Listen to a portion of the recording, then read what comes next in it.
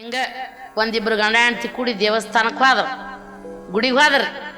ಅದೇ ಲಗ್ನ ಆಗಿ 8 ತಿಂಗಳಾಗಿತ್ತು. ಗುಡಿಗೆ ಹೋದ್ರು. ಗುಡಿಗೆ ಹೋದ ಕೂಡಲೇ ಗುಡಿಯಾಗಿನ ಪೂಜಾರಪ್ಪ ಯಾರ ಹೆಸರಲ್ಲಿ ಮಂಗಳಾರತಿ ಮಾಡಲಿ ಅಂದನ್ರಿ. ಅಂದ ಕೂಡಲೇ ಅವ ಗಂಡ ಅಂದ, ನನ್ನ ಹೆಂಡತಿ ಹೆಸರು ಜಯಶ್ರೀ, ಅಕ್ಕಿನ ಹೆಸರಲ್ಲೇನೆ ಮಂಗಳಾರತಿ ಮಾಡಿರಿ.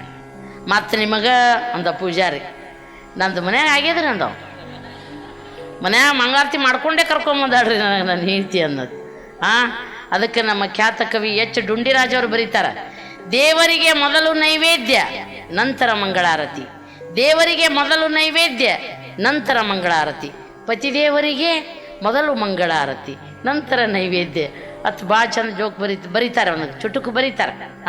ಹಿಂಗೆ ಗಂಡ ಹೆಂಡ್ತಿಗೆ ಹೇಳ್ದ. ಗಂಡ ಹೆಂಡ್ತಿ ಸ್ವಲ್ಪ ದಪ್ಪ ಆಗ್ಲಕತ್ತಿದ್ಲು. ನಲ್ಲೆ ನೀ ಸ್ಲಿಮ್ ಆಗಿರು, ನೀ ಟ್ರಿಮ್ ಆಗಿರು, ನಲ್ಲೆ ನೀ ಸ್ಲಿಮ್ ಆಗಿರು, ನೀ ಟ್ರಿಮ್ ಆಗಿರು ಅಂದಡ್ರಿ. ಅವಾಗ ಹೆಂಡ್ತಿ ಅಂದ್ಲು, ನಲ್ಲ ನೀನು ಟ್ರಿಮ್ ಆಗಿರು, ನೀನು ಟ್ರಿಮ್ ಆಗಿರು, ಬೇಕು ಬೇಕೆಂದಾಗ ಹಣ ಕೊಡುವ ATM ಆಗಿರು ಅಂದಡ್ರಿ. ಯಾವಾಗ ಬೇಡ್ತೇವಾಗ ATM ಕೊಡ್ಬೇಕಂದ್ಲಕ್ಕಿ ಹೆಂಡ್ತಿ. ನವಲ್ಗೊಂದು ನರಗುನ ಬಂಡಾಯ ಆಯ್ತಲ್ರಿ, ಕಳಸಾ ಬಂಡೂರಿ ಗದ್ದಲದೊಳಗೆ ಎಲ್ಲ ಪೊಲೀಸರು ಕೆಲವು ಲಾಠಿ ಪ್ರಹಾರ ಮಾಡಾಕತ್ತಾರ. ಒಬ್ಬಕ್ಕಿ 70 ವರ್ಷದ ಮುದುಕಿ, ಟೈಮ್ 8 ಆಗ್ಯದ, ನಮ್ಮ ಮನ್ಯಾಗ ಬಂಗಾರ ಹಚ್ಚದ, ಬಂಗಾರ ಹಚ್ಚದ, ಬಂಗಾರದ ನಮ್ಮ ಮನ್ಯಾಗತ್ತು ಓಡಾಕತ್ತಳ್ರಿ. ಅವ್ರು ಹೊಡಿಯೋದು ಬಿಟ್ಟು ಮುದುಕಿ ಬೆನ್ನತ್ತದ್ರ ಅವ್ರು ಪೊಲೀಸರು. ಹೊಡೆನ ಇವ್ರು ನನಗೆ ಹೊಡ್ಯಾಕೆ ಬರ್ತಾರ ಮತ್ತೆ ಮುದುಕಿ ಜೋರು ಓಡಾಕತ್ಲು, ಮತ್ತೆ ಬೆನ್ನತ್ತಿದ್ರು. ಹೋಗಿ ರೂಮಿಂದ ಕೀಲಿ ತೆಗೆದು ಕೊಂಡಿ ತೆಗೆದು ಚಾಪಿ ಹಾಸ್ಕೊಂಡು ರಿಮೋಟ್ ತೊಗೊಂಡು ಕೂತ್ಲು ಮುದುಕಿ. ಅವ್ರು ಪೊಲೀಸರೇ ಮುದುಕಿ ಎಲ್ಲಿ ಹತ್ತದ ಬಂಗಾರ ಅಂದರು. ಎಲ್ಲ ಹತ್ತದ ಬಂಗಾರ ಅನ್ಕೊಳ್ಳಿ ಹತ್ತದ ನೋಡಿ ಅಪ್ಪ ಶ್ರೀನಾಥನ ಬಂಗಾರ. ಮತ್ತು ಉದಯ ಟಿವಿ ಆಗಂಬ ಧಾರಾವಾಹಿ ಹೇಳತ್ತಾಳ್ರಿ ಮುದುಕಿ. ಅಂಥ ಡೇಂಜರ್ ಇವರೆಲ್ಲ ಮುದುಕಿಯರು, ಇವೆಲ್ಲ ಭಾಳ ಪಕ್ಕ.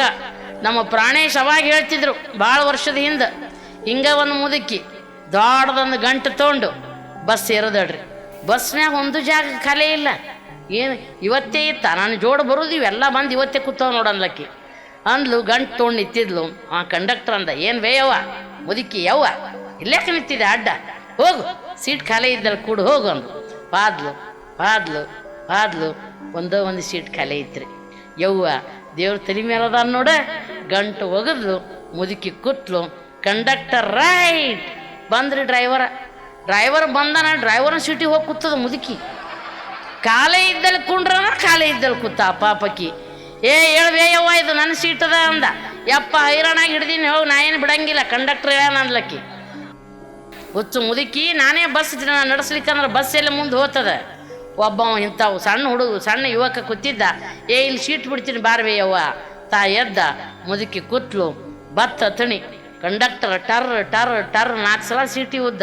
ಅದು ಪಾಪ ಮುದುಕಿಗೆ ವಯಸ್ಸಾಗ್ಯದ, ನಮ್ಮಂಗೆ ಕಿವಿ ಕೇಳ್ಸಂಗಿಲ್ಲ, ಕಣ್ಣು ಕಾಣಿಸಂಗಿಲ್ಲ, ಅಲ್ಲೇ ಕೂತದ. ಇವ ಕಂಡಕ್ಟ್ರೇ ಆ ಮುದುಕಿ ಎಟ್ಗೂ ದೂರ ಹೋಗಿ ಕೂತದ. ಕಳಿಸ್ರಿ ಇಲ್ಲೇ ಇಳಿಬೇಕಿ ಮುದುಕಿ. ಏನು ಎಲ್ಲಿ ಹೋಗ್ಬೇಕು ಬೇಯವ್ವ ಅಂದ. ಇಲ್ಲೇ ಹತ್ತಣಿ ಅಪ್ಪ ಬತ್ವಾ ಹತ್ತಣಿ. ಇನ್ನೇನು ಗಂಟು ತೊಗೊಂಡು ಮುದುಕಿ ಇಳಿಬೇಕನ್ನಟಿಗೆ ಕಂಡಕ್ಟರ್ ಏನು ಬೇಯವ್ವ ತಿಳಿತದಿಲ್ಲ. ಟರ್ ಟರ್ ಟರ್ ಟರ್ 4 ಸಲ ಸೀಟಿ ಉದ್ದೆ, ತಿರುಗಿ ನೋಡಬಾರ್ದಲ್ಲ ನನ್ನ ಅಂದ. ಅವಾ ಮುದುಕಿ ಅಂದ್ಲು, ಹೋಗ್ಗ ಮೂಳ ಹಳೆ ಮೂಳ, ನನ್ನ ಹರೇದ ವಯಸ್ಸಿನ್ಯಾಗ ನಮ್ಮ ಊರಾನ ಗೌಡು ಸೀಟಿ ಓದಿದ್ರೆ ತಿರುಗಿ ನೋಡಿಲ್ಲ, ಈ ವಯಸ್ಸಿನಾಗ ನಿಂಗೇನು ನೋಡ್ತಾರಲ್ಲೇ ಅಂದ್ಲಕ್ಕಿ. ಯವ್ವ ಎಲ್ಲಿ ಒಯ್ದು ಎಲ್ಲಿ ಹಚ್ಚಿದೆ ಯವ್ವ ಅನ್ನತ್ತ. ಅದಕ್ಕೆ ಈ ಮುದುಕಿಯರು ಭಾಳ ಪಕ್ಕ, ಇದೇರು ಭಾಳ ಪಕ್ಕ ಅನ್ನುವಂಥ ಮಾತನ್ನು ಹೇಳ್ತಾ ನಮ್ಮ ವಿಜಾಪುರದ ಕವಿ ಬಸವರಾಜ ದೋಣಿ ಒಂದು ಕವಿತೆಯನ್ನು ಬರೀತಾರ. ಏನು ಬರೀತಾರ ನೋಡ್ರಿ. ನಮ್ಮ ಅಜ್ಜಿ ಮಾಡುತ್ತಲಿದ್ದಳು ರಾಗಿಯ ಮುದ್ದೆಯ ಗುಂಡು, ಅದನ್ನು ತಿಂದು ನಮ್ಮ ಅಜ್ಜನಾಗಿದ್ದ ಉಕ್ಕಿನ ಚೆಂಡು. ನಮ್ಮ ಕಡೆ ಏನು ಮಾಡಂಗಿಲ್ಲ, ಈಗೀಗ ರಾಗಿ ಮಾಡತ್ತ ಮುದ್ದಿ ಆ ಕಡೆ ಸೈಡ್ರಿ. ನಮ್ಮಜ್ಜಿ ಮಾಡುತ್ತಲಿದ್ದಳು ರಾಗಿಯ ಮುದ್ದೆಯ ಗುಂಡು, ಅದನ್ನು ತಿಂದು ನಮ್ಮ ಅಜ್ಜನಾಗಿದ್ದ ಉಕ್ಕಿನ ಚೆಂಡು.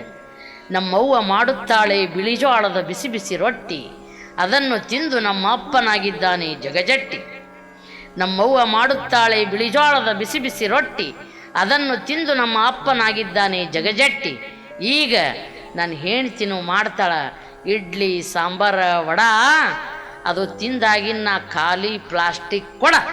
ನೋಡ್ರಪ್ಪ ಆ ಕಡೆ ಅವಾಗಿ ನಂಗೆ ಚಂದ ರೊಟ್ಟಿ ಮಾಡೋರು ಇಲ್ಲ, ನೀರು ತರು ಗಣಮಕ್ಳೂ ಇಲ್ಲ. ಎಲ್ಲರೂ ಇಡ್ಲಿ ವಡ ದೋಸೆ ಅನ್ನ ತಿಂದು ಫಳ್ಳಾಗಿಬಿಟ್ಟಿವಿ ಇವತ್ತು ಅನ್ನೋ ಮಾತುಗಳನ್ನು ಇನ್ನೊಮ್ಮೆ ಇಲ್ಲಿ ಹೇಳ್ತಾ, ದೇವರ ಬಗ್ಗೆ ದಾಸಿಮಾರ್ಯ, ನಿನ್ನೆ ದಿವಸ ಏನು ಹೇಳಿದ್ನಲ್ಲ, ದೇವರ ದಾಸಿಮಾರ್ಯ ಅವರೊಂದು ವಚನ ಬರೀತಾರೆ ಕೇಳ್ರಿ. ಮರದೊಳಗೆ ಮಂದಾಗ್ನಿಯ ಉರಿಯದಂತಿರಿಸಿದೆ, ನೊರೆ ಹಾಲೊಳಗೆ ತುಪ್ಪವ ಕಂಪಿಲ್ಲದಂತಿರಿಸಿದೆ, ಶರೀರದೊಳಗೆ ಆತ್ಮವನಾರೂ ಕಾಣದಂತಿರಿಸಿದೆ, ನೀ ಬೆರಸಿಹ ಭೇದಕ್ಕೆ ಬೆರಗಾದೆನಯ್ಯ ರಾಮನಾಥ. ಎಷ್ಟು ಚಂದ ವಚನ ಬರೀತಾರೆ ನೋಡ್ರಿ. ಮರದೊಳಗೆ ಮಂದಾಗ್ನಿಯ ಉರಿಯದಂತಿರಿಸಿದೆ. ಇಲ್ಲಿ ಒಂದು ದೊಡ್ಡ ಮರ ಅದ, ಗಿಡ ಅದ. ಆ ಗಿಡದೊಳಗೆ ಬೆಂಕಿ ಅದ ರೀ. ಆದ್ರೆ ಬೆಂಕಿ ತಾನೇ ಹೊರಗೆ ಬಂದು ಸುಡಂಗಿಲ್ಲ. ಮರ ಮಥಿಸಿದಾಗ, ಗಿಡ ಮಥಿಸಿದಾಗ ಒಳಗಿನ ಅಗ್ನಿ ಸುಡ್ತದ. ಹಂಗೆ ನೊರೆ ಹಾಲೊಳಗೆ ತುಪ್ಪವ ಕಂಪಿಲ್ಲದಂತಿರಿಸಿದೆ. ಅದೇ ಹಿಡ್ಕೊಂಡು ಬಂದಿರ್ತೀವಿ ಹಾಲ, ಆ ಹಾಲಿನೊಳಗೆ ತುಪ್ಪ ಸುಮ್ಮನೆ ಸಿಗಂಗಿಲ್ಲ. ಚಂದ ಹಾಲು ಕಾಸಿ ಆರದ ಬಳಕ ಸ್ವಲ್ಪ ಬೆಚ್ಚಗಿದ್ದಾಗ ಸ್ವಲ್ಪ ಮೊಸರು ಕೆನಿಯೆಲ್ಲ ತೆಗೆದು ಹೆಪ್ಪ ಹಾಕಿ ಅದನ್ನು ಕಟ್ಟದು ಬೆಣ್ಣೆ ಮಾಡಿ ಕಾಸದಾಗ ತುಪ್ಪ ಆಗ್ತದೆ. ಹಂಗೆ ನೊರೆ ಹಾಲೊಳಗೆ ತುಪ್ಪವ ಕಂಪಿಲ್ಲದಂತಿರಿಸಿದೆ, ಶರೀರದೊಳಗೆ ಆತ್ಮವನಾರೂ ಕಾಣದಂತಿರಿಸಿದೆ. ಹೌದ್ರಿ, ನೀ ಬೆರಸಿಹ ಭೇದಕ್ಕೆ ಬೆರಗಾದೆನಯ್ಯ ರಾಮನಾಥ ಅಂಥೇಳಿ ಭಾಳ ಸುಂದರವಾಗಿ ಹೇಳ್ತಾರೆ. ಶರೀರದೊಳಗೆ ಆತ್ಮವನಾರೂ ಕಾಣದಂತಿರಿಸಿದೆ. ಇಂಥ ದೊಡ್ಡ ಶರೀರದ ನಂದು, ಬರೇ ಉದ್ದ ಬೆಳೆದಿಲ್ರಿ, ಬರೇ ಅಡ್ಡ ಬೆಳೆದಿನ, ಬರೇ ಅಡ್ಡ. ಈ ಶರೀರದೊಳಗೆ ನಮ್ಗೆ ಆತ್ಮದ, ಆದ್ರೆ ಜೀವ ಹೆಂಗೆ ಹೋಗ್ತದ, ಆತ್ಮ ಎಲ್ಲಿರ್ತದ ಯಾರಿಗೂ ಗೊತ್ತಾಗಿಲ್ರಿ, ಯಾರಿಗೂ ಗೊತ್ತಾಗೋದಿಲ್ಲ. ಆತ್ಮ ಒಳಗೆ ಹೆಂಗೆ ಇರ್ತದೋ, ಜೀವ ಹೆಂಗಿರ್ತದೋ, ನಮ್ಮ ಉಸಿರು ಎಲ್ಲಿ ಇರ್ತದೋ, ಅದು ಸಾಯುವಾಗ ಹೆಂಗೆ ಜೀವ ಹೋಗ್ತದೋ ಏನೂ ಗೊತ್ತೇ ಆಗಂಗಿಲ್ಲ. ಅದಕ್ಕೆ ಭಾಳ ಮಂದಿ ಸಾವು ಅಂದ್ರೆ ಅಂಜು ಸಾಯ್ತೀವಿ ನಾವು, ಹೌದಲ್ರಿ? ಯವ್ವ ಸಾವು ಅಂದ್ರೆ ಅಂಜಿಗೆ ಸಾವು ಬರ್ತದಂತಾರೆ. ನಮ್ಮ ಧಾರವಾಡದ ವರಕವಿ ಬೇಂದ್ರೆಯವರ ಮಾತ ದಯಮಾಡಿ ನೆನಪಿಟ್ಕೋರಿ. ಏನು ಹೇಳ್ತಾರೆ ಕೇಳ್ರಿ ಬೇಂದ್ರೆ ಅಜ್ಜ, ನನಗೆ ಸಾವು ಅಂದ್ರೆ ಒಟ್ಟು ಅಂಜಿಕಿಲ್ಲ. ಯಾಕಂದ್ರೆ ನಾ ಇರುತನ ಅದು ಬರಂಗಿಲ್ಲ, ಅದು ಬಂದ ಮೇಲೆ ನಾನೇ ಇರಂಗಿಲ್ಲ. ನಾ ಇರುತನ ಅದು ಬರಂಗಿಲ್ಲ, ನಾವಿರುತನ ಸಾವು ಬರಂಗಿಲ್ಲ, ಸಾವು ಬಂದ ಬಳಕ ಅಂಜಲಕ್ಕೆ ನಾವೇ ಇರಂಗಿಲ್ಲ. ಎಷ್ಟು ಸರಳ. ಒಂದೇ ಮಾತಿನೊಳಗೆ ಸಾವಿನ ಭಯ ದೂಡಿ ಬಿಡ್ತಾರೆ. ಅದಕ್ಕೆ ಸಾವಿನ ಬಗ್ಗೆ ಯಾರು ಅಂಜೋದು ಬೇಡ. ಹುಟ್ಟು ಸಾವು ಬಾಳಿನಲ್ಲಿ ಎರಡು ಮುಖಗಳು, ಬಯಸಿದಾಗ ಕಾಣದಿರುವ ಎರಡು ಮುಖಗಳು, ಹರುಷ ಒಂದೇ ಯಾರಿಗುಂಟು ಹೇಳು ಜಗದಲ್ಲಿ, ಹೂವು ಮುಳ್ಳು ಎರಡು ಉಂಟು ಬಾಳಲತೆಯಲಿ, ವಿಷಾದವಾಗಲಿ ವಿನೋದವಾಗಲಿ ಏನೇ ಆಗಲಿ ಅವನೇ ಕಾರಣ ಅನ್ನೋ ಹಂಗೆ ಹುಟ್ಟಿನ ಬೆನ್ನಿಗಂಟಿಸಿದ ನೆನಪಿನ ಚೀಟಿ ನೀವು.